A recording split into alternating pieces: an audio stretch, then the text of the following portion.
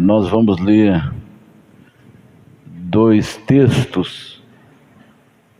O primeiro texto está em Gênesis 11 e o segundo texto, 1 Coríntios 14, 33. O primeiro, Gênesis 11, verso 1, que diz assim o texto. Quem já achou, diga amém. E era toda a terra de uma mesma língua. E tudo indica que essa língua seja o hebraico, tá? E era toda a terra de uma mesma língua, de uma mesma fala. E aconteceu que, partindo eles do Oriente, acharam um vale na terra de Sinar e habitaram ali. E disseram uns aos outros: Eia, façamos tijolos e queimemos-lo bem. E foi-lhes o tijolo por pedra e o betume por cal. E disseram: Eia, edifiquemos nós uma cidade e uma torre cujo cume toque nos céus, e façamo-nos um nome, para que não sejamos espalhados sobre a face da terra. E nós vamos ler também 1 Coríntios, capítulo 14, verso 33, que diz assim: Porque Deus não é Deus de confusão, senão de paz, como em todas as igrejas dos santos. 1 Coríntios 14, verso 33. Porque Deus não é Deus de confusão, senão de paz, como em todas as igrejas dos santos. Amém. Feche os seus olhos, fale com o Senhor. Senhor, fale comigo nesta manhã. Eu quero ouvir a Tua voz, e como é bom a gente ouvir a voz de Deus, que às vezes estamos bem necessitados de ouvir Deus, de ouvir alguém. E ouvir Deus é a melhor coisa, porque Deus é amigo, Deus é Senhor, Deus é conhecedor das nossas necessidades. Como faz falta ouvirmos Deus, porque às vezes a gente fica pensando assim: será que eu estou indo na direção certa? Será que eu estou fazendo o que é certo? Será que eu estou caminhando de forma correta, de acordo com os princípios estabelecidos por Deus? Então, como é bom ouvir Deus falar, porque Ele é onisciente, conhece todas as coisas, sabe todas as coisas, conhece o passado, o presente e o futuro. Ele é onipresente, Ele está presente em todos os lugares ao mesmo tempo. E Ele é onipotente, Ele é todo-poderoso. Então não tem ninguém melhor para nós ouvirmos do que Deus. Senhor nosso Deus, a Tua palavra está aberta diante de nós. E nós te agradecemos por esse momento muito especial, de podermos estar aqui nesse dia de ceia, de lembrarmos, ó Deus, o Teu sacrifício e ao mesmo tempo esperar a Tua volta, porque a ceia é profética. Senhor, a ceia anuncia a volta do Senhor. Ora vem, Senhor Jesus. Senhor, abençoe os pastores que aqui estão, abençoe os músicos, cantores, diaconato, abençoe cada irmão, cada irmã, cada membro, cada criança, cada rapaz, cada moça, cada casal, cada família que está aqui, Senhor. Senhor Deus maravilhoso, fale aos nossos corações nesta manhã. Abra, Senhor, as comportas dos céus e derrame o poder do Espírito Santo sobre nós. Manifesta, Senhor, a tua graça. Manifesta, Senhor, a tua grandeza.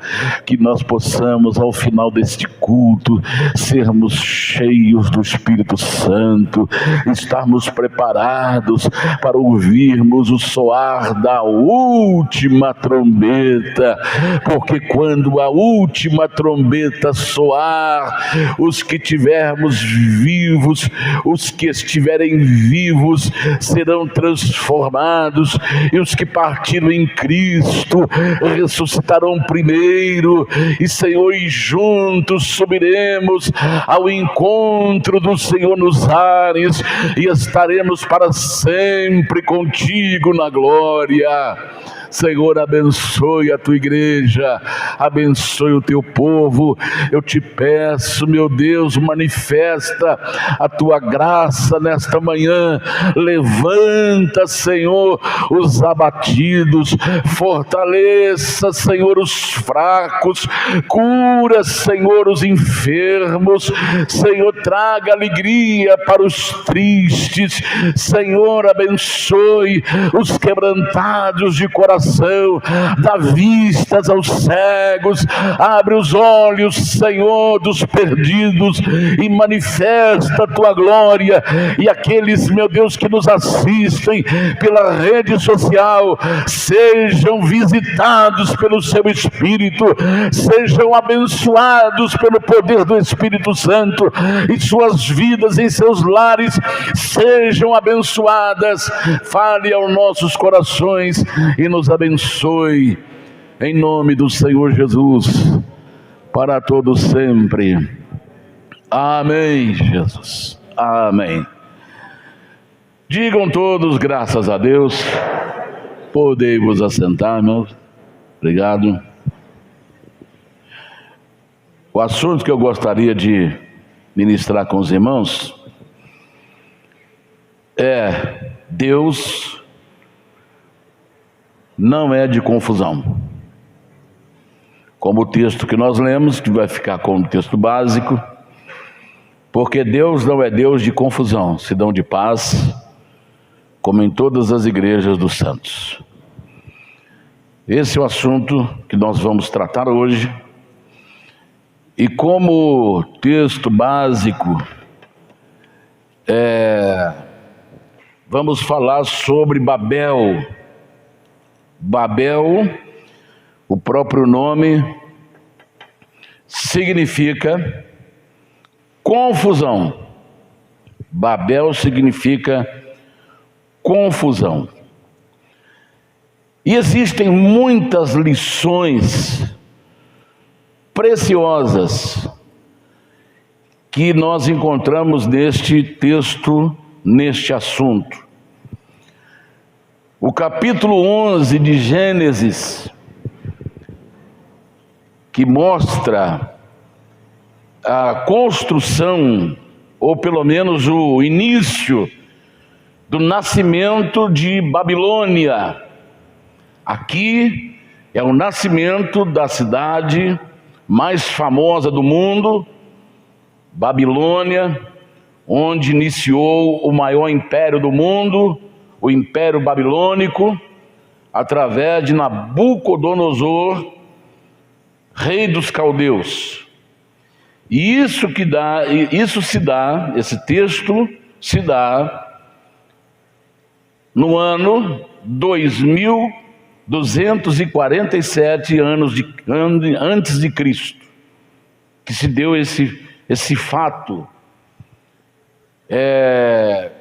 esta ocorrência, este início do nascimento de uma cidade que ficaria na história mundial, e também com vários símbolos espirituais e outros símbolos que Babilônia ela retrata. Então, muito bem.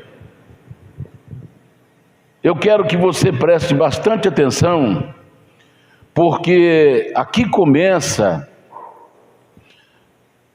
a preocupação de Satanás em sempre destruir os planos de Deus. Satanás sempre foi, tudo que Deus planejou, ele vai lá e põe o seu dedo sujo, as suas unhas enormes, e coloca no plano de Deus. E ele vai usar quem? Ele não usa, eu vejo pessoas falam assim, olha, o demônio está na panela da sua casa, o demônio está naquela mansão que foi abandonada, porque é assombrada, esse quintal é assombrado, a pessoa não consegue morar nessa casa porque um dia ela foi assombrada e tal, e vai para ela e fala, irmãos, deixa eu falar uma coisa para vocês, demônio não precisa de panela. O que ele vai fazer numa panela? O que demônio vai fazer numa casa vazia, paredes? O que ele vai fazer ali? O demônio precisa de corpos. Corpos, guarde bem isto. O demônio precisa de corpos, de olhos, de mãos, de cabeça, de ouvido, de boca, para ele se expressar. Para ele se expressar. Eu estava andando com meu filho esses dias aí, ele, o Arthur, ali perto de casa mesmo. Falei, eu vou entrar num lugar onde vocês nunca foram, pelo menos que eu lembre. Aí uma rua sem saída, onde um irmão lá da Grama, ele plantava uma horta. Aí tinha uma placa numa árvore assim de uma granja, vende-se. Aí o meu filho falou assim, curiosidade, eu vou ligar para essa pessoa. Era um sábado, um dia, parece que é um dia final de semana, não é isso? Aí tinha uma casa linda, mas sem porta, sem janela, toda, só estrutura estava lá, só estrutura. Aí a pessoa do outro lado atendeu, ele falou, é o senhor que está vendendo aqui uma propriedade? Ele falou, sim, sou eu. Aí ele pegou, ele falou assim, aí começou a conversar, ele falou assim, estou aqui no rio, não sei, estava no mar, e pescando com a família, passeando. Aí começou a conversar, aí ele falou assim, e essa casa que está aqui? Ele falou, essa casa aí é o seguinte, essa casa a gente morava nela, eu morei aí, minha sogra morou aí, nós moramos aí, isso aí é muito grande, mas como o meu sogro morreu, então foi dividido e cada um está vendendo a sua parte. Mas essa casa, por que ela está assim?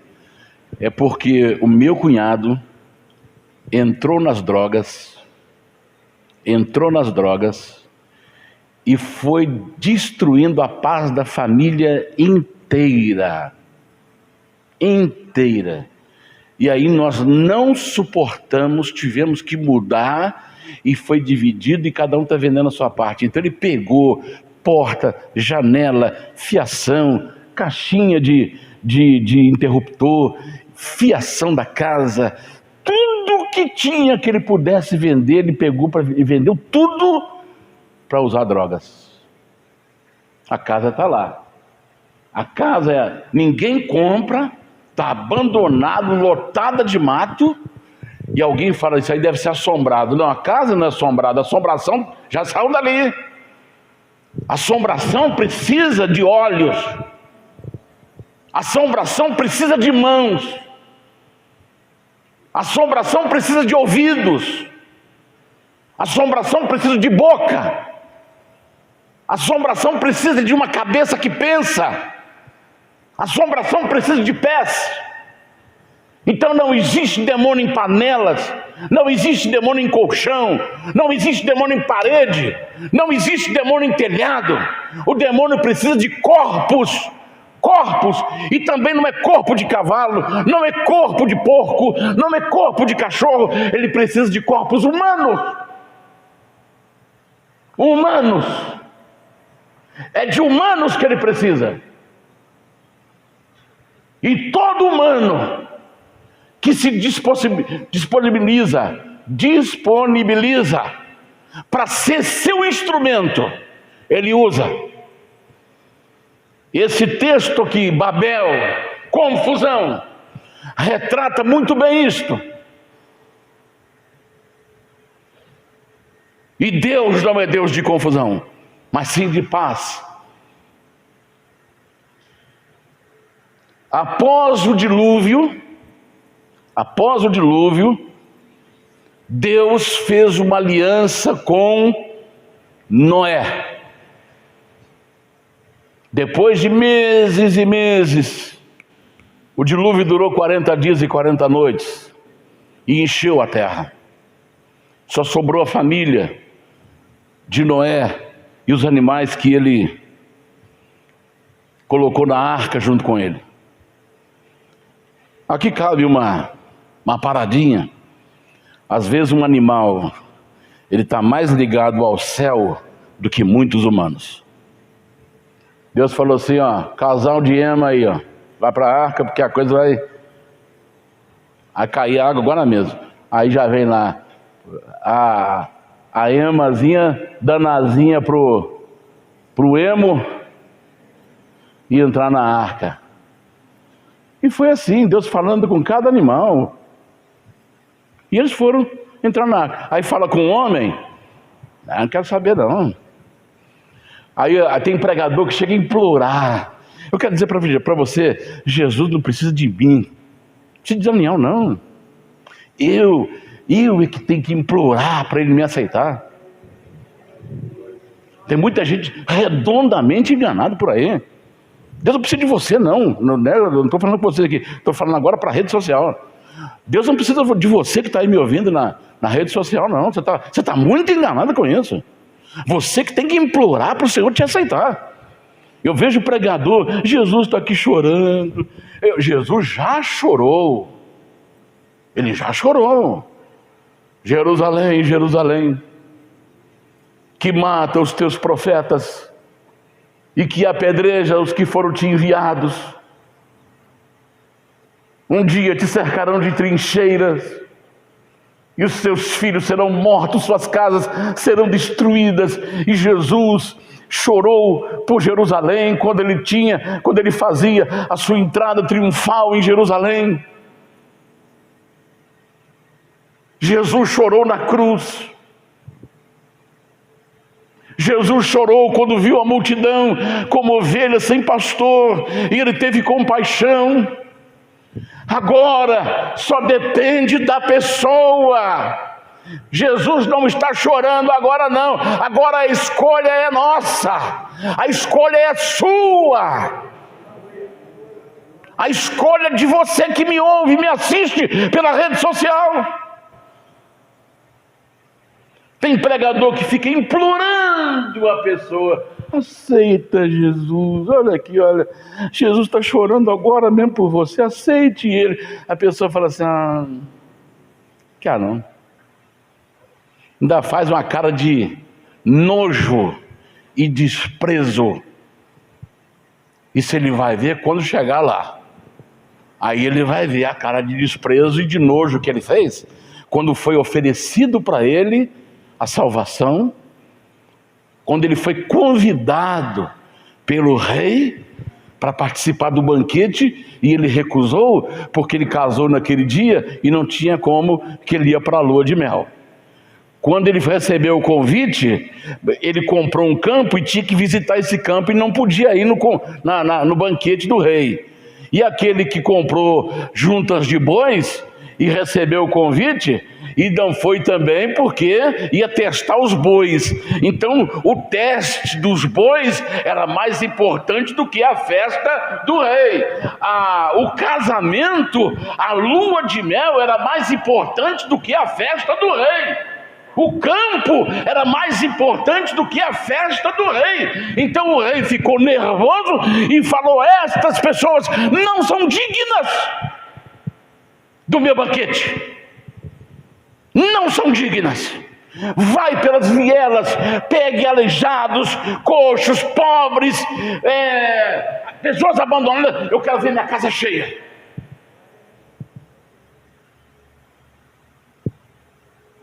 Veio para que eram os seus, veio para os seus, mas os seus rejeitaram. E todos que aceitaram, deu-lhes o poder de serem feitos filhos de Deus, a saber, o que creem no seu nome. Então, os convidados para o banquete recusaram, que eram os judeus. Então nós fomos escolhidos porque nós estávamos nas ruas, nós estávamos tristes por aí, estávamos abandonados por aí, estávamos jogados por aí. Então venha para a festa do meu rei, venha para o banquete do meu rei. E ele nos trouxe para a sua festa, ele nos trouxe para o seu banquete. Aleluia, aleluia. Após o dilúvio, Deus faz um pacto, uma aliança com Noé, e disse para Noé assim: eis que faço uma aliança contigo, o mundo nunca mais será destruído com água, e todas as vezes que aparecerem nuvens pesadas, eu colocarei o meu arco, eu colocarei o meu arco no céu, e quando eu olhar o meu arco no céu, eu vou me lembrar dessa aliança, e eu vou separar as nuvens, para que não venha dilúvio sobre a terra. Eu faço essa aliança com você. Então você pode observar, toda vez que arma um temporal, a primeira coisa que nós vemos é o arco-íris. Há 2000 anos, há 2247 anos atrás, até Cristo, e com nossos 2000 e poucos anos, então nós temos há 4000 anos atrás, mais de 4000 anos atrás, Deus fez uma aliança, e Ele está mantendo essa aliança até aos dias de hoje, porque Deus não se esquece. Então, dentro desta aliança, desse pacto, existia também uma outra ordem de Deus: crescei, multiplicai e enchei a terra, porque a terra estava vazia agora. A terra estava vazia. Quando entra na arca, tem 7 pessoas junto com os animais: Noé, sua esposa, filhos e nora.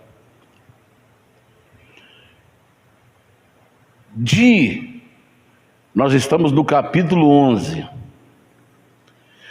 O capítulo 6 foi o início da declaração mortal do julgamento de Deus sobre o mundo antigo, antediluviano, pelos seus pecados.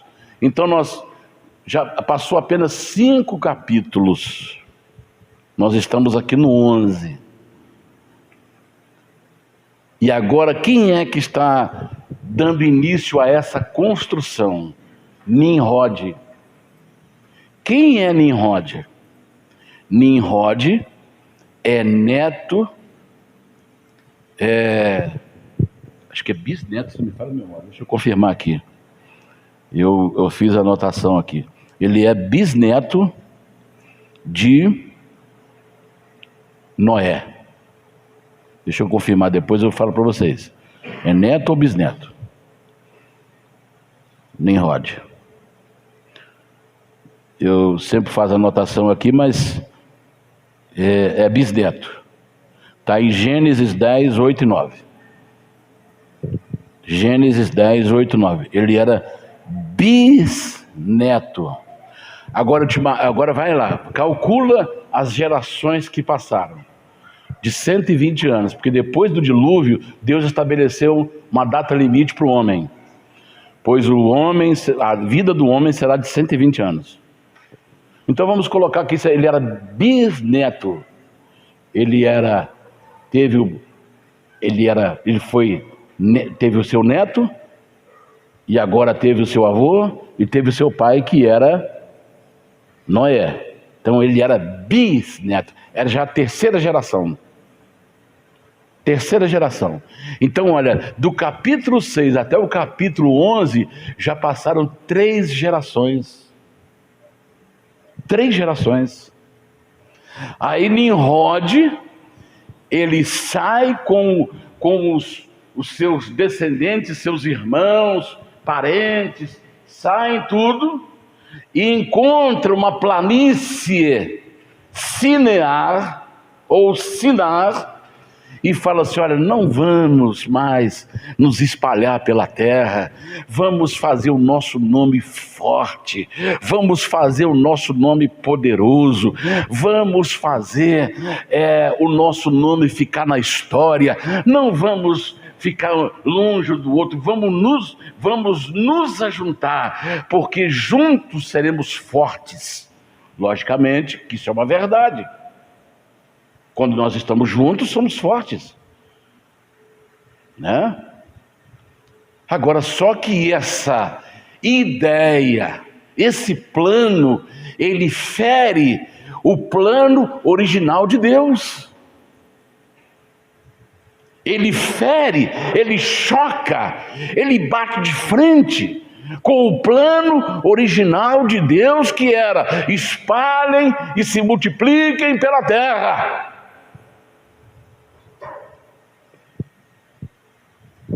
Então eles veem esta planície Sinear ou Sinar, e fala que está ótimo para nós construirmos a nossa cidade.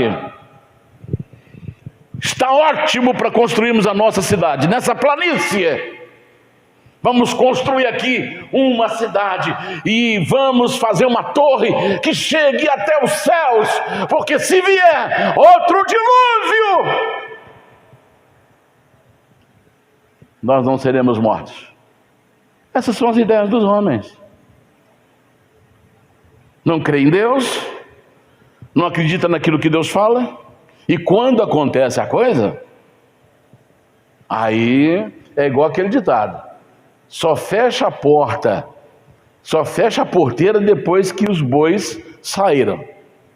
E aí vai dar trabalho para juntar os bois outra vez e trazer ele para o curral. Então, aquele que é inteligente, ele já fecha a porteira antes do primeiro boi sair. Eu lembro de um pastor que sempre falava assim: ó, nós temos que aprender a enxergar o tico-tico do outro lado da cerca, antes que ele passe para o lado de cá. É aquela pessoa que é proativa, que ela se prepara antes de acontecer.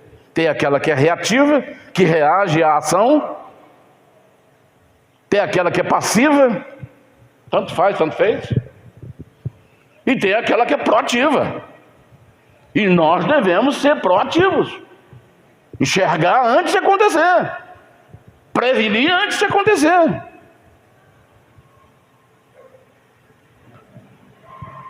Então vamos construir a nossa cidade, que vai até o topo do céu. Seu topo toque nos céus.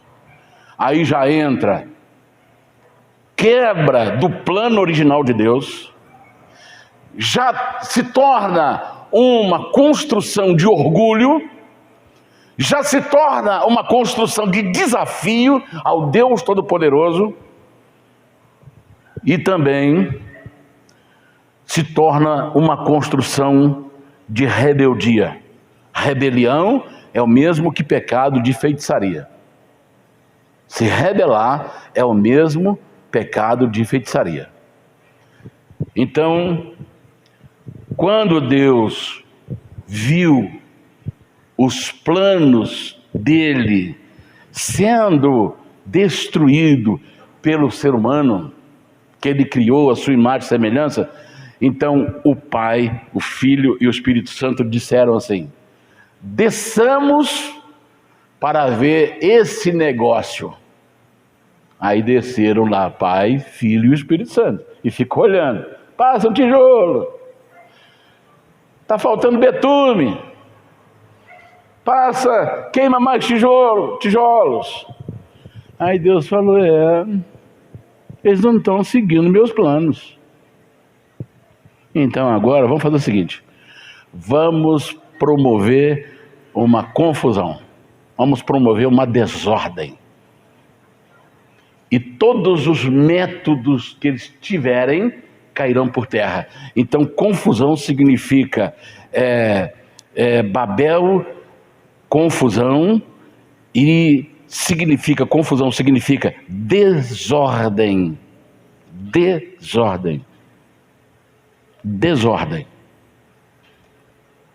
Sem projeto.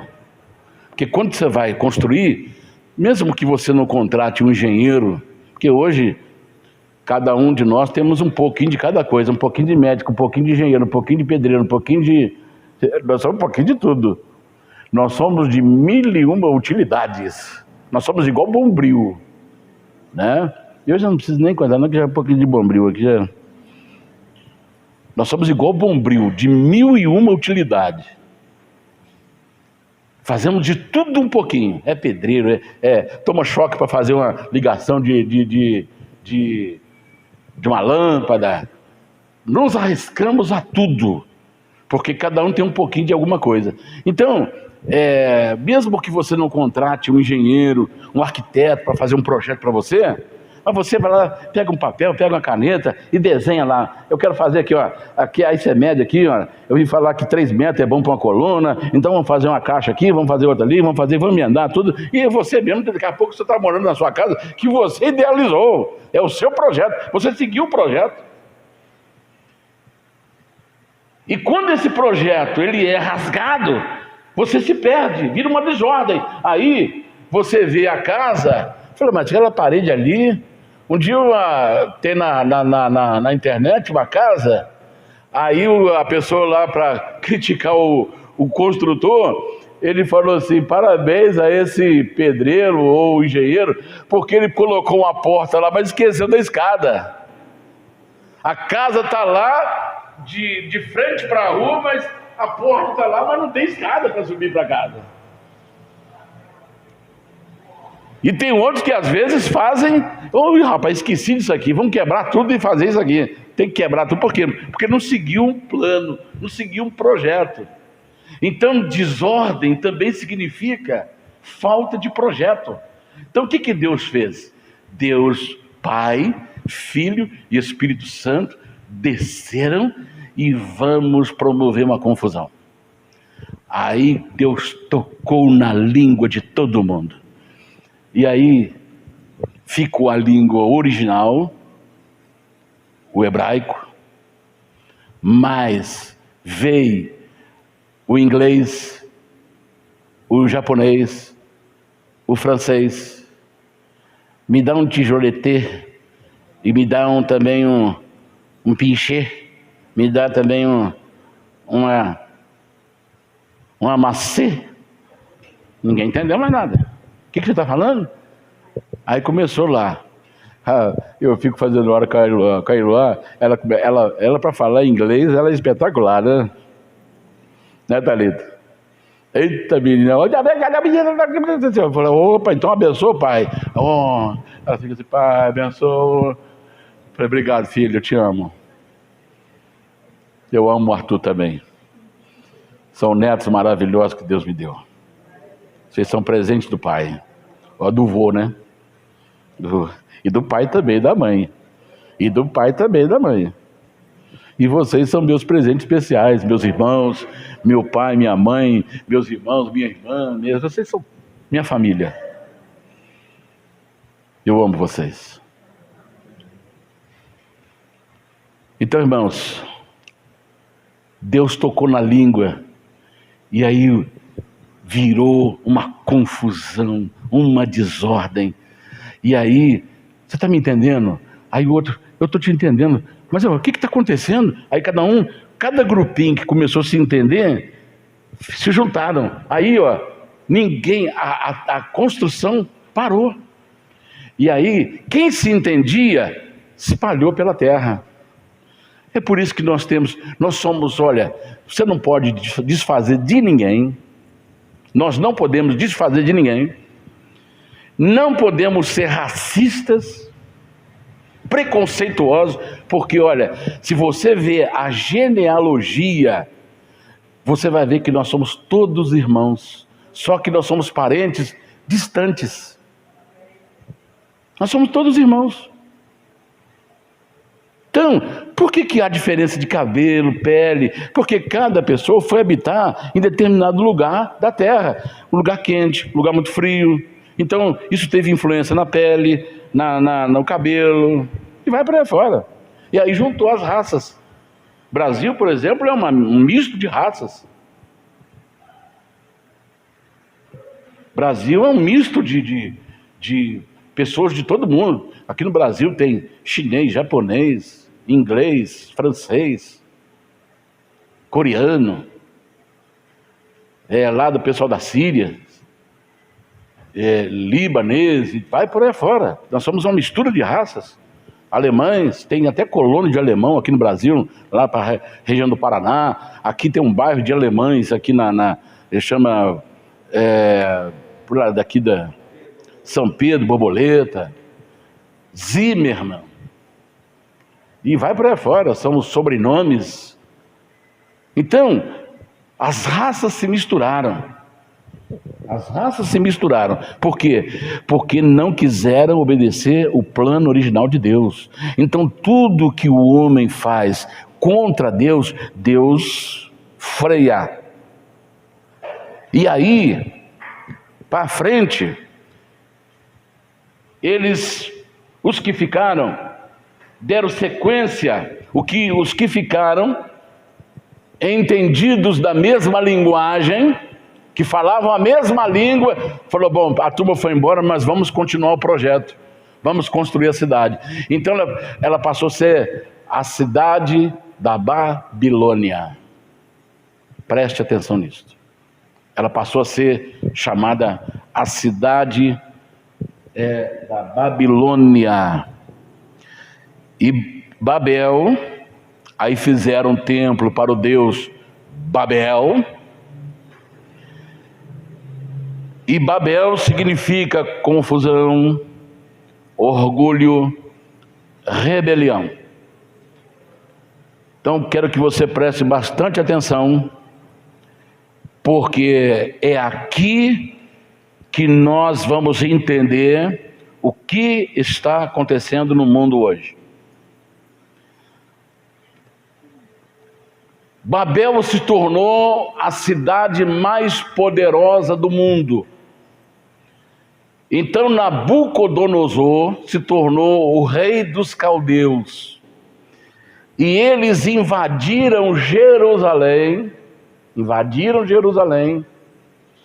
destruiu o templo, pôs fogo no templo, pôs fogo nas casas, pegou os utensílios do templo que serviam lá para as atividades ministeriais do templo de Deus, juntou aquilo tudo de ouro, prata, pedras preciosas, juntou todo esse tesouro e levou para Babilônia. Levou para lá e deixou guardado lá como seu tesouro particular do templo de Deus de Jerusalém. E ele levou também milhares de escravos, crianças, jovens, idosos, para serem escravos deles na Babilônia, para trabalhar até morrer. E entre eles levaram 1000 jovens fortes. E entre eles estavam Daniel, Misael, Ananias e Azarias.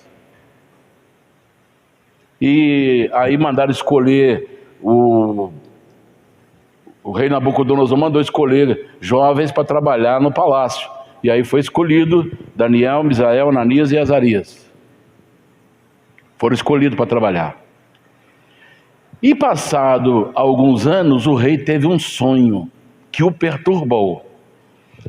Ele sonhou com uma grande estátua, muito alta, e que tinha cabeça de ouro, peito de prata, braços de prata, ventre de cobre e as pernas de ferro e os pés ferro misturado com barro. E aquilo ficou assustado, assustou ele.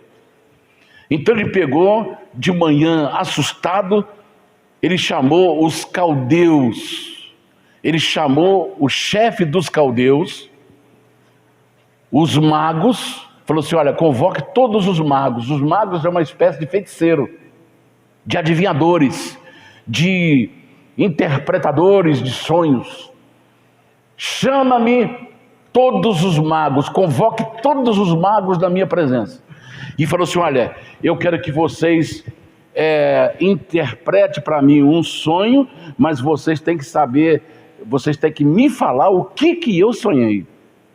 Olha que coisa difícil, né? Vocês têm que falar, para mim saber que vocês estão me dando a interpretação certa, vocês têm que falar o que eu sonhei e depois me dar a interpretação. Porque se eu falar para vocês aqui o sonho, vocês vão querer me tapear. Agora, se vocês não me der isso, a resposta até tantos dias, eu vou matar todos os magos. Aí a notícia correu: o rei Nabucodonosor vai matar todos os magos se não falarem o sonho que ele teve nem a sua interpretação. E a notícia se espalhou, todo mundo com medo. Aí chegou aos ouvidos de Daniel. Daniel procurou o rei e falou: rei, eu fiquei sabendo que o senhor teve um sonho, e esse sonho, o senhor disse que vai matar todos os magos se não interpretarem o sonho e também falar o que o senhor sonhou. Então, olha, se eu falar uma coisa para o senhor, o que o senhor está pedindo, nenhum Deus dessa terra vai falar para o senhor. Mas existe um Deus no céu que conhece todas as coisas e sabe todas as coisas. Me dá 3 dias, porque eu vou conversar com esse Deus e ele vai me falar o que o senhor sonhou e a sua interpretação. Aí Daniel saiu. Irmão, Ananias, Azarias, Misael, vamos jejuar e orar para Deus falar o que ele sonhou. Aí daqui a pouco, passou os dias, Daniel chegou na presença do rei: ó rei, eu já tenho o seu sonho e a interpretação. Aí reuniu todos os grandes do palácio. Pode falar, Daniel.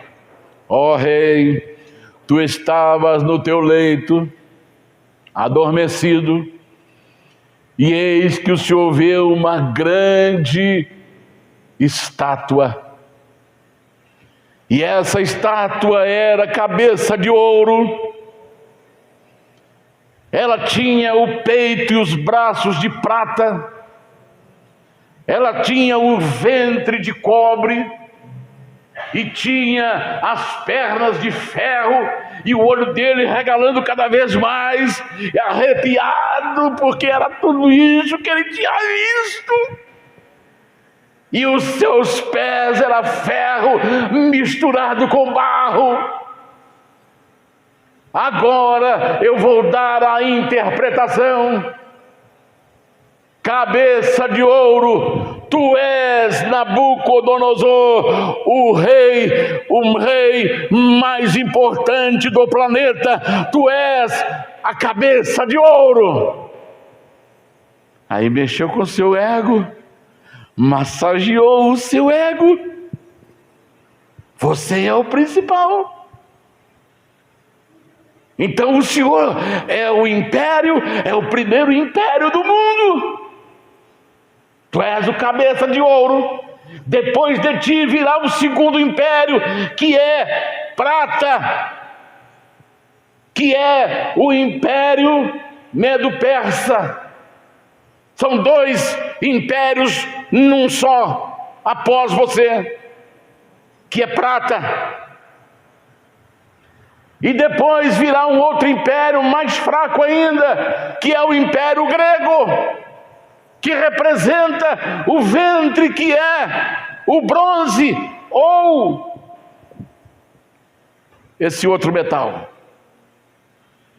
E depois do Império Grego virá o Império Romano, que representa ferro, que vai reinar com dor, com muita dureza, porque os outros minerais são maleáveis. O ouro é maleável, a prata é maleável, o bronze é maleável, mas o ferro, ele é endurecido.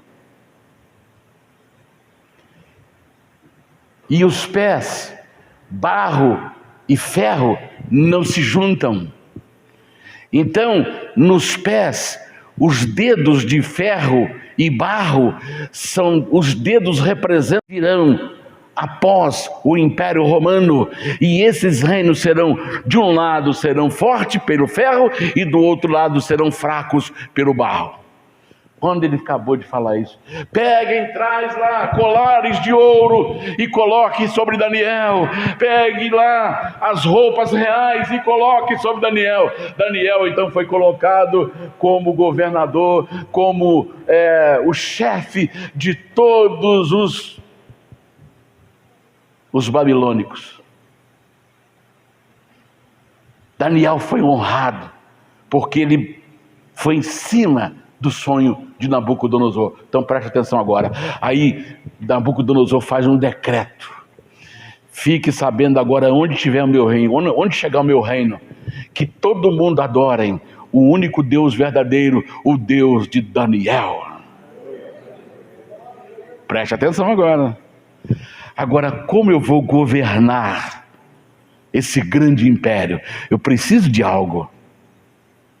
Eu preciso de algo. Aí, como ele tinha sonhado com a estátua, eu vou fazer a minha estátua.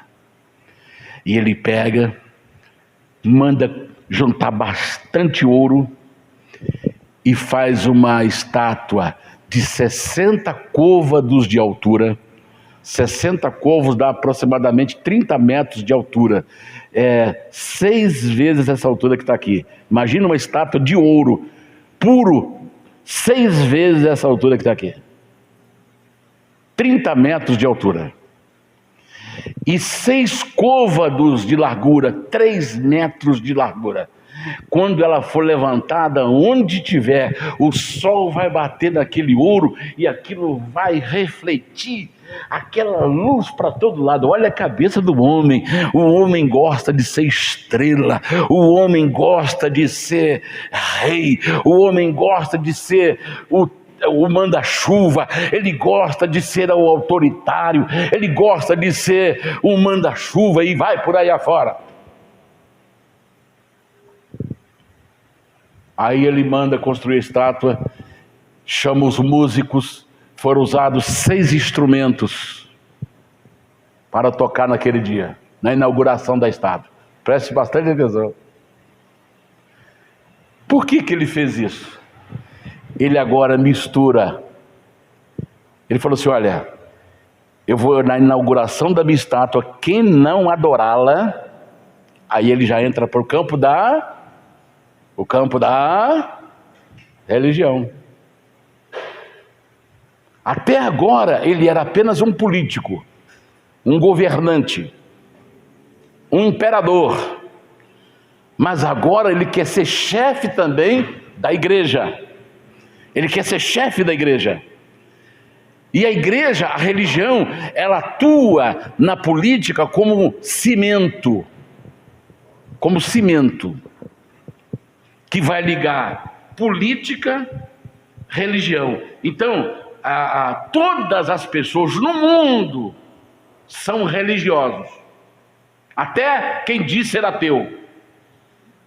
Você pode ver. Tem pessoas, quando você pergunta: o que você é? Eu sou ateu, graças a Deus.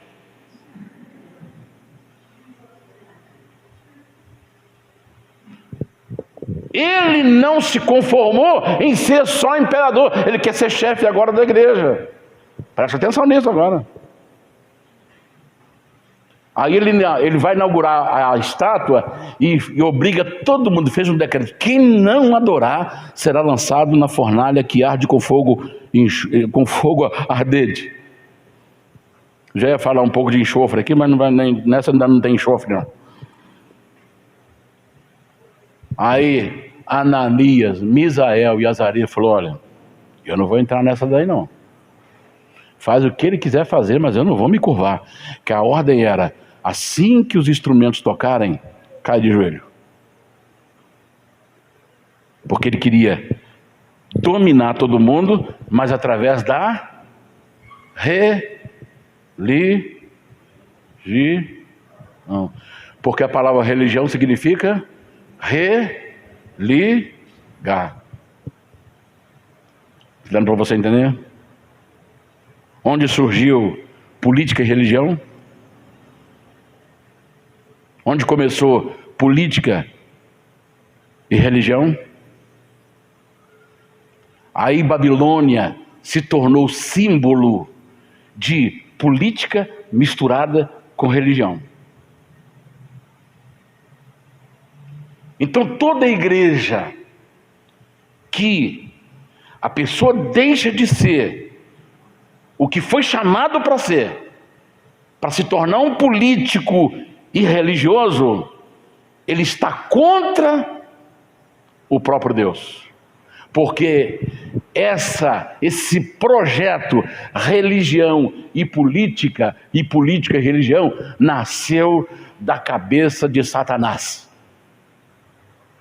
Eu quero que você guarde bem isto, para você não contribuir com isto. E eu vou te mostrar aqui na Bíblia que há separação entre político e religioso.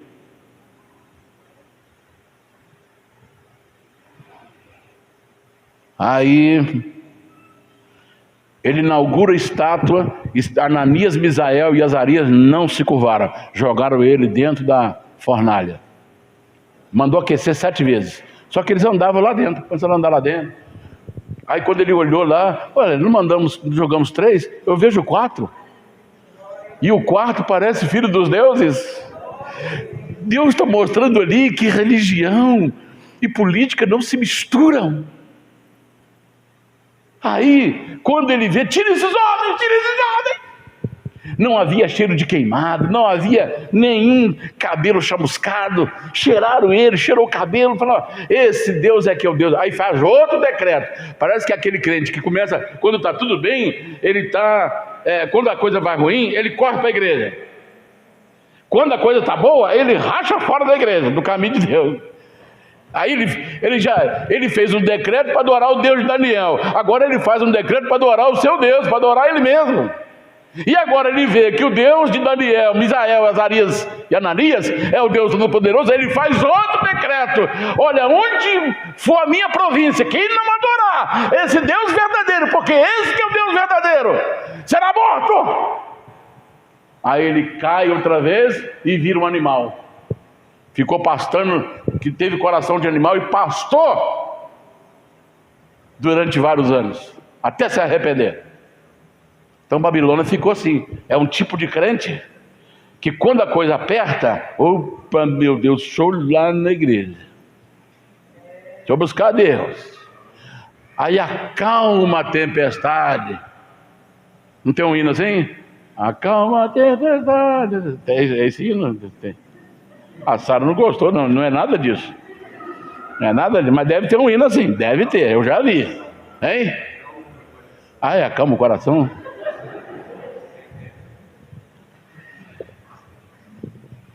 Então Babilônia se tornou símbolo daquele que vai e volta, igual nhonhô, vai e volta. Ele faz outra besteira e vira bicho, até que ele se arrepende e volta e vira homem outra vez. Lembrei de uma música aqui, mas não estou cantando.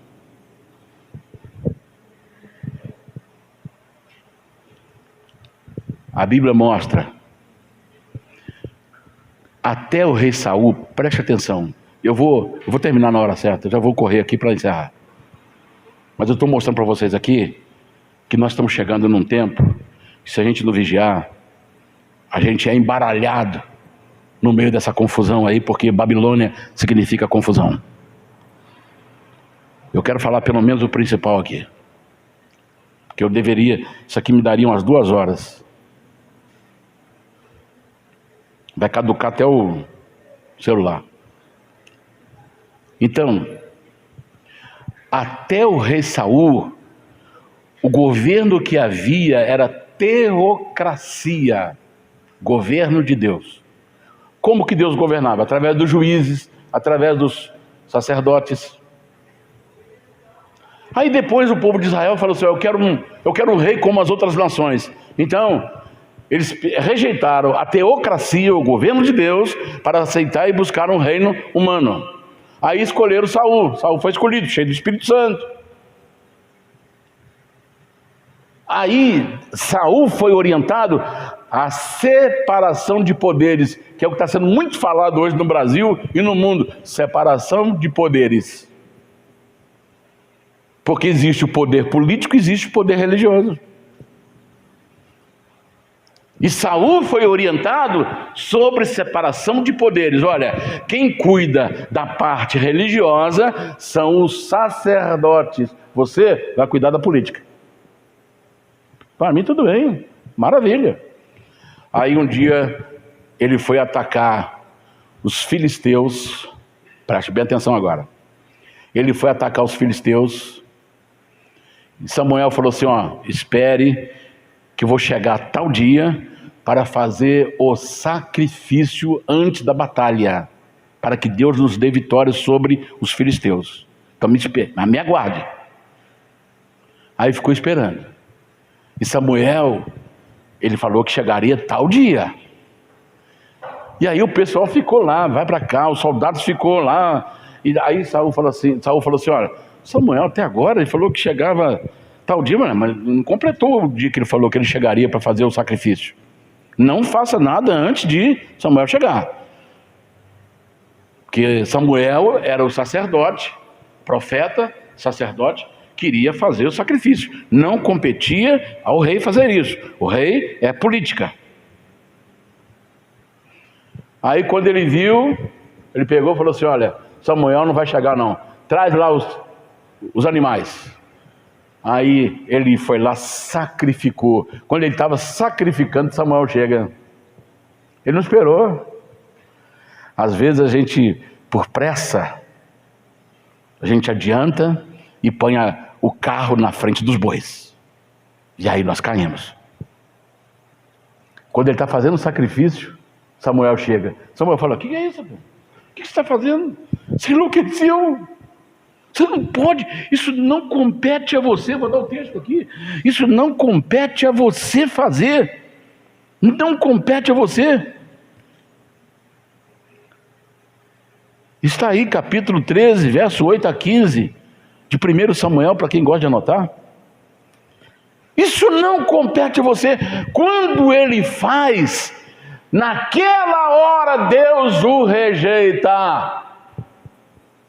Porque ele se meteu na área que não era para ele se meter. Ele se juntou política e religião. Está dando para você entender? Quem está entendendo, diga um amém. E ele perdeu poder, perdeu força, ele foi rejeitado. E aí começou só a se afundar. Dali ele começou a se afundar cada vez mais. E aí chega até o suicídio. Ele chega até o suicídio. Uzias, o rei Uzias, um dos reis mais bem conceituados da época. O rei Uzias, ele, fortificado, homem famoso, tinha o maior exército, engenheiro em construção de armas, tinha um exército de mais de 300 mil homens, muito bem armado, e as armas foram feitas pelo rei Uzias, porque ele era engenheiro. que ele fez? Ele entra no templo, pega o incenso para queimar. Não competia a ele, competia aos sacerdotes. Quando o sacerdote entra no templo, vou dar o texto agora, entra no templo, ele está lá queimando incenso. Aí o sacerdote: Uzias, o que você fez, Uzias?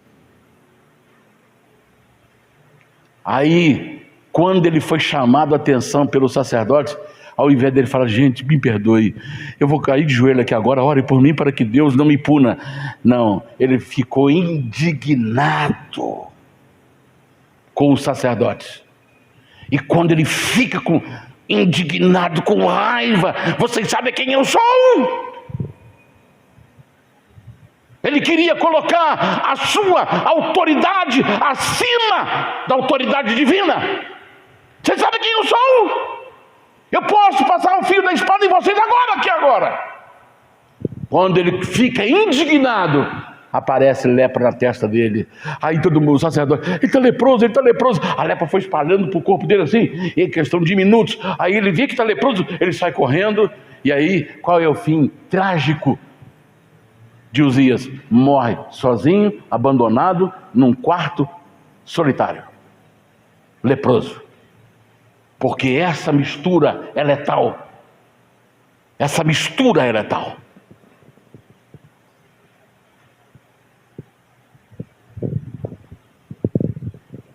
Essa mistura é destrutiva. Preste atenção agora na atitude de Jesus. Deixa eu dar o texto aqui para você do rei, 2 Crônicas, para quem gosta de anotar, 2 Crônicas 26, 16 ou 21. Vamos ver a atitude de Jesus. Quem tinha, aqui no Brasil, quem tem ordem para alguém parar de tomar remédio é o médico. Quem tem ordem para chegar num tribunal e conversar com o juiz é o advogado. Quem tem ordem e tem a liturgia do cargo é o juiz, para dar sentença, absolvição ou condenação. Cada um tem a sua área. Cada um tem a sua área. Aí Jesus cura um leproso. Jesus é Jesus. Ele foi o que curou. Mas o que Jesus fez? Falou por leproso. Aqui no Brasil, quem fala assim, agora foi até anunciado, ó, o Ministério da Saúde determina que a partir de hoje não é mais pandemia, é endemia. Endemia, né? Que é mais localizada, é isso? Mais local. Pandemia é no mundo inteiro. Endemia é mais localizado. Quem é que tem essa autoridade? Ministério da Saúde. Não para o mundo, mas para o Brasil. No mundo cada um faz a sua lá. No mundo é a Organização Mundial da Saúde. Jesus cura o leproso. O que ele manda o leproso fazer? Vai e se apresenta a quem? Hein? Ao sacerdote para fazer o quê? Olha, sacerdote, eu estou bem, olha aqui, ó, não tem mais lepra. Quem me curou mandou vir aqui. Jesus poderia ter falado assim, ó, pode ir embora para casa, cuide da sua vida. E Jesus estava fazendo o quê? Ele estava misturando as coisas, porque não cabia a Jesus liberar a pessoa para poder... O leproso tinha uma ordem, uma lei, que o leproso tinha que ficar isolado.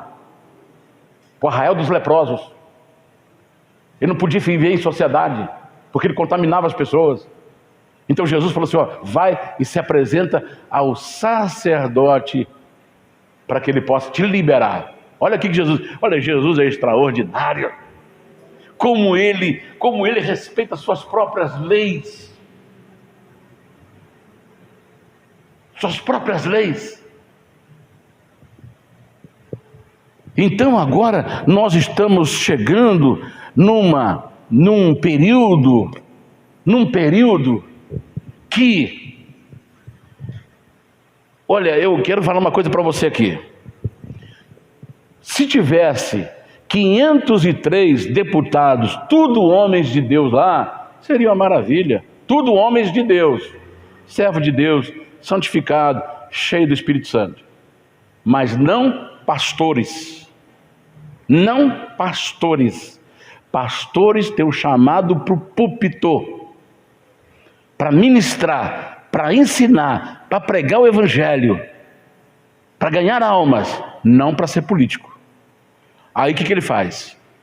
Ele mistura política com igreja. Aí é uma mistura letal. Me aponte um pastor político que o seu nome não sujou. Só me aponte um. Que ele mantém o seu nome limpo como servo de Deus. Só me aponte um. E você que está na internet aí, aponte um para mim só, que se tornou político e ficou no púlpito e continuou santo. Não tem um. Porque todos se corromperam. Por quê? Porque faz parte de partidos. Só o nome já diz partido, quer dizer grupinho.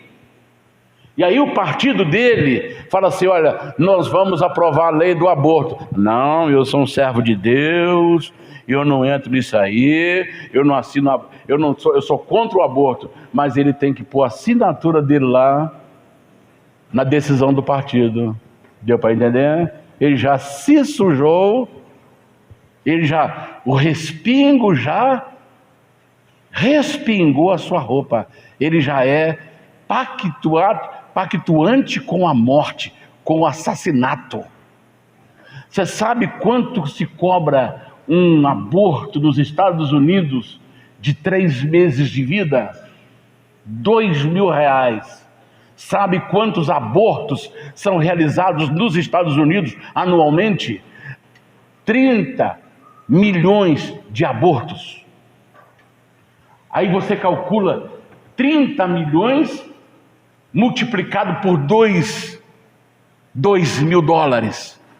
Então esse dinheiro do aborto americano vem para abortar a decisão que foi tomada aqui na Argentina para ajudar a matar as criancinhas aqui na Argentina.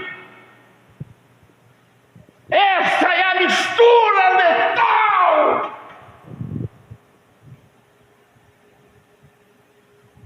Tem pastores que estão desesperados, falando para suas igrejas: gente, vote naquela pessoa, porque senão eles vão me cortar a cabeça, eles vão me tirar daqui. Vocês querem me ver longe daqui?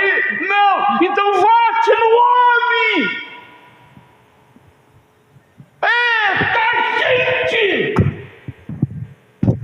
que noja a gente. São nojentos. Não precisa tirar isso da internet. São nojentos. As pessoas são obrigadas a falar bem desses corruptos. Olha, entra na internet e põe o nome dessa gente lá para você ver. Vai aparecer uma lista, uma capivara que você não tem tamanho. Nem sucuri consegue engolir aquela capivara.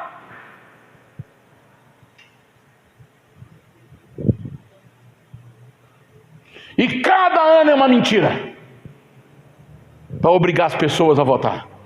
Então, irmãos, olha, se você não quiser pactuar com esse lixo, na hora que vier, levante e vai embora. Se eu trouxer algum político aqui, se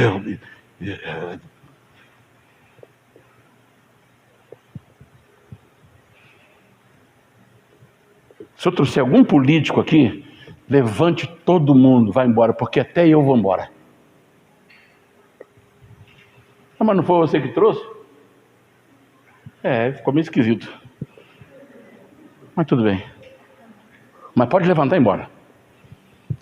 Só se eu trouxer, é porque eu não estou bom da cabeça. Eu devo ter tomado lá algum... como é que chama aquele remédio que...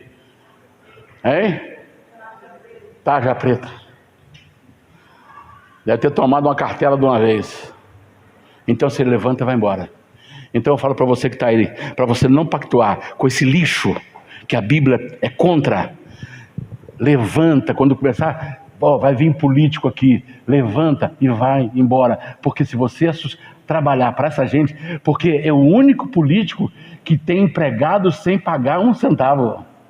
Todos os políticos pagam para fazer uma bandeirinha, para distribuir um folhetim. O único reduto que eles fazem tudo de graça é a igreja. O pastor vira cabo eleitoral, os membros distribuidor de folheto e o púlpito é o seu comitê eleitoral. Não paga nada. E fica de uma boa. E fala assim: pastor, se você não fizer, a sua cabeça rola. Tem um montão de pastores que foram expulsos porque falou: eu não me meto com isso aí, estou fora disso aí. Então você está fora também. Não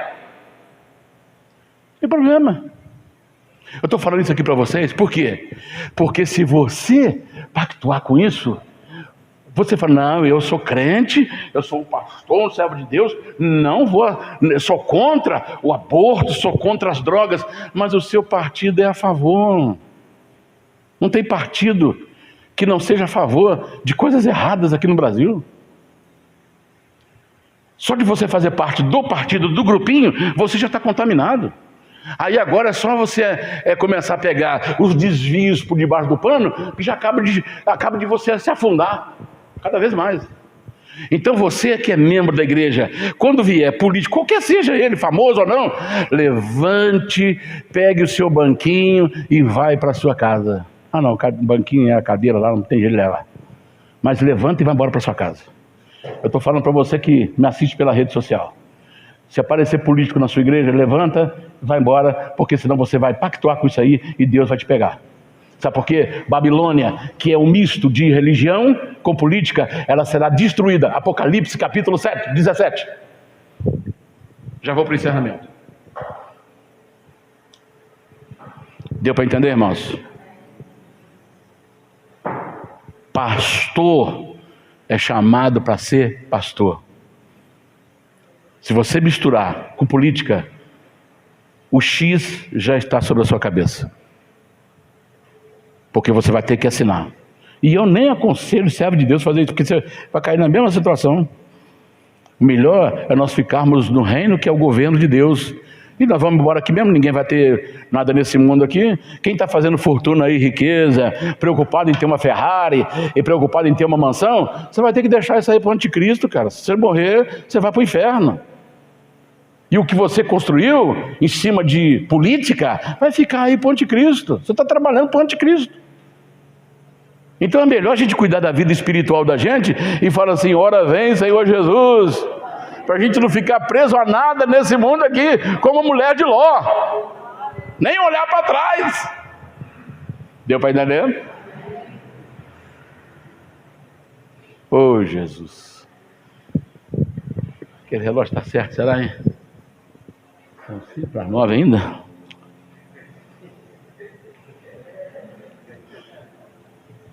Eu não vou nem explicar.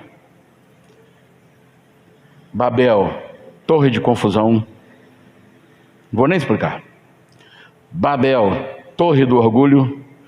Babel, torre da rebeldia. Não vou nem explicar. Só vou mostrar para vocês e encerro que ela vai cair. Apocalipse 17. Caiu a Babilônia. E sabe o que a Babilônia atual virou? Isaías. Esse aí quero que você anote para você ler depois em casa. Isaías 13, 19. Eu vou ler e encerro. Não vou nem comentar. E Babilônia, o ornamento, ou seja, a joia dos reinos, a glória e a soberba dos caldeus, será como Sodoma e Gomorra, quando Deus a transtornou. Nunca mais será habitada, nem reedificada de geração em geração. Nem o árabe armará ali a sua tenda, nem também os pastores ali farão deitar os seus rebanhos, mas as feras do deserto repousarão ali, e a sua casa se encherá de horríveis animais, e ali habitarão os avestruzes, os sátiros pularão ali, e as feras que uivam gritarão umas às outras dos seus palácios vazios, como também os chacais nos seus palácios de prazer. Pois bem, já vem chegando o seu tempo, e os seus dias não se prolongarão. Babilônia já era. A Babilônia física, Saddam Hussein tentou construí-la e ele morreu. Ele já tinha feito hotel e já estava levantando o jardim suspenso, que era a joia de Babilônia. Mas olha aqui que a profecia contra ela aqui. E ela foi abandonada. O tempo está corroendo toda a sua estrutura. E Saddam Hussein queria usar a própria estrutura física para levantar novamente Babilônia. E ele colocou nas ruas de Bagdá a outdoor com uma imagem de Nabucodonosor, segundo eles imaginavam como ele seria. Babilônia será levantada, mas Deus falou assim: nunca mais será reconstruída. E ele não reconstruiu, ele começou, mas ele morreu enforcado. Cada filho dele tinha um palácio em Bagdá, os banheiros torneira de ouro. Quando o exército chegou lá, tinha ouro para todo lado. O que ele fazia? Os filhos e Saddam Hussein nos seus palácios, cada filho tinha um palácio. Eles pegavam as meninas menores de idade, crianças, e violentavam elas dentro do palácio. Então Babilônia significa também terror, estupro, violência, morte, destruição. E Deus vai pôr tudo isso no chão. Então, eu quero falar uma coisa para vocês. Se você tiver em algum lugar que vier algum político, vamos chamar aqui o servo de Deus, pastor fulano de tal, que é candidato. Olha, eu quero falar uma coisa para você. Tem uma cantora aí, minha esposa gostava muito de ouvir ela cantar.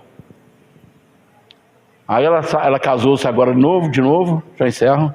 Ela casou de novo agora e foi para a igreja do marido dela. Aí chegou lá, ela falou assim: esse ano eu quero me candidatar a deputado estadual. Aí o pastor, presidente da igreja, falou: não, aqui quem vai ser candidato a deputado estadual é a minha filha. Aí ela teve que sair de lá. E olha, houve profecias para ela ficar para lá. Olha a confusão. Houve profecias para ela ir para lá. E agora, como é que fica essa profecia que levou ela para lá? Aí a política fez ela voltar para o lugar de origem. E agora ela vai ser candidata a deputada. Ela acaba, assim que ela fala assim: eu acabei de assinar a minha candidatura, ela vai estar assinando junto com a candidatura dela a derrota e a morte espiritual dela. Assim que ela assinar. Eu não vou falar o nome da cantora, muito famosa, minha esposa gostava demais de ouvir ela cantar. Assim que for proclamado, a cantora tal assinou e vai ser candidata estadual pelo estado tal. Ali, junto com a candidatura dela, ela assina a morte espiritual e ministerial dela. Escreva isso que eu estou falando para vocês aqui. Escreva isso que eu estou falando para vocês. Tá bom? Eu tenho que parar. Quisera eu poder pedir alguém para fazer um almoço para nós lá. Quisera eu trazer marmitex para todo mundo aqui e vamos terminar essa mensagem. Mas infelizmente não posso fazê-lo. Então eu paro por aqui. O restante Deus vai concluindo do seu coração. Amém, irmãos? Deus te abençoe. Fiquemos em pé e vamos orar.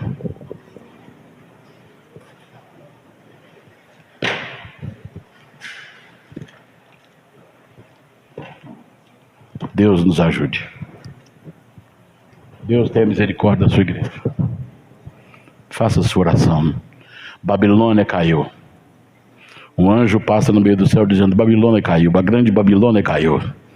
Ela que matava os seus santos. E está matando os seus santos. Onde tem um servo de Deus que não quer se envolver com isso, ele é morto, arrancado, expulso, excluído e humilhado.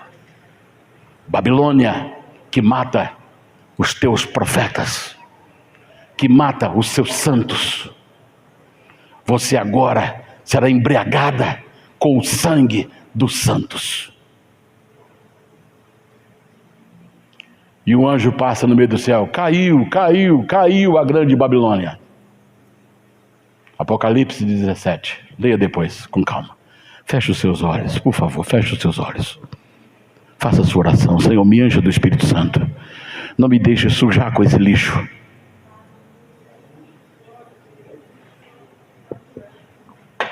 Não me deixe pactuar com isso. Nosso Deus e nosso Pai, obrigado pela Tua palavra. A Tua palavra é a nossa bússola. O mundo está confuso, Senhor, porque aqueles que o Senhor escolheu para ser o mensageiro do Senhor, agora se sujou e está se banhando na lama da sujeira política.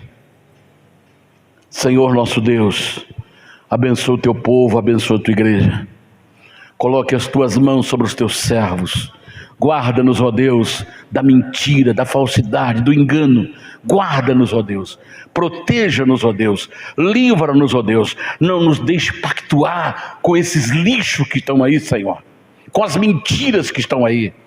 Com a falsidade, com o autoritarismo. Ó Senhor, tenha misericórdia. Tenha misericórdia do Teu povo. Tenha misericórdia daqueles pastores sinceros que estão lá, Senhor, numa garagem, dormindo no chão, para fazer a Tua obra. Mas, Senhor, o dia que Ele falar que não vai apoiar o lixo dentro da igreja, ele é escorraçado, ele é jogado às traças. Senhor, guarde o Teu servo e mostre para o mundo que o Senhor cuida dos seus. Abençoa o Teu povo, abençoa os pastores, abençoa os membros da igreja, abençoa o Teu povo espalhado pelo planeta Terra. Eu te peço, meu Pai, todos os continentes do mundo onde a Tua igreja está plantada, guarda os Teus servos, guarda o Teu povo, guarda os Teus filhos, em nome do Senhor Jesus. Encha a Tua igreja do Espírito Santo. Vem, Espírito Santo, e encha a Tua igreja. Vem, Espírito Santo, e encha a Tua igreja, para que nós possamos ouvir o tocar da última trombeta. Abençoa o Teu povo em nome do Senhor Jesus, para sempre. Amém. Amém. Glória a Deus.